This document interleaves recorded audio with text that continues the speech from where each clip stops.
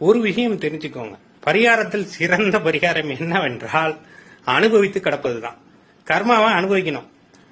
ஒரு அடி உழுகுது அப்படின்னா அது அப்பாடா சந்தோஷம், ரொம்ப சந்தோஷம். பணம் வர்றதை விட ஒரு சந்தோஷமான விஷயத்தை விட நமக்கு ஒரு சிக்கலான விஷயம் நடக்குது அப்படின்னா அது கர்மால ஒண்ணு கிளென்சிங் ஆகுது, கழியுது, தீர்ந்து போகுதுன்னு அர்த்தம். அப்ப நோயே வந்துடுச்சுன்னா உடஞ்சு போயிடக்கூடாது, கடன் வந்துடுச்சுன்னா உடஞ்சு போயிடக்கூடாது. அது ஏதோ நம்ம செஞ்ச ஒரு பாவத்தின் பலனாகத்தான் அது வந்திருக்கு. அப்ப அதை நாம நிவர்த்தி செய்ய வேண்டும். அதுக்குரிய விஷயங்களை தேடி நாம இது பண்ணணும். இங்க எல்லாமே இருக்கு.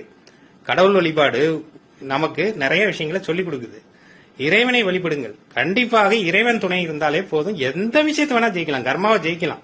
அக்செப்ட் தி பெயின், அப்படி வாழ பழகிக்கொள்ள வேண்டும். புத்தர் சொன்னது, புத்தருடைய வழிவகைகள் நிறைய விஷயங்கள் நமக்கு நன்மை தரக்கூடியதாக உண்டு. அக்செப்ட் தி பெயின்.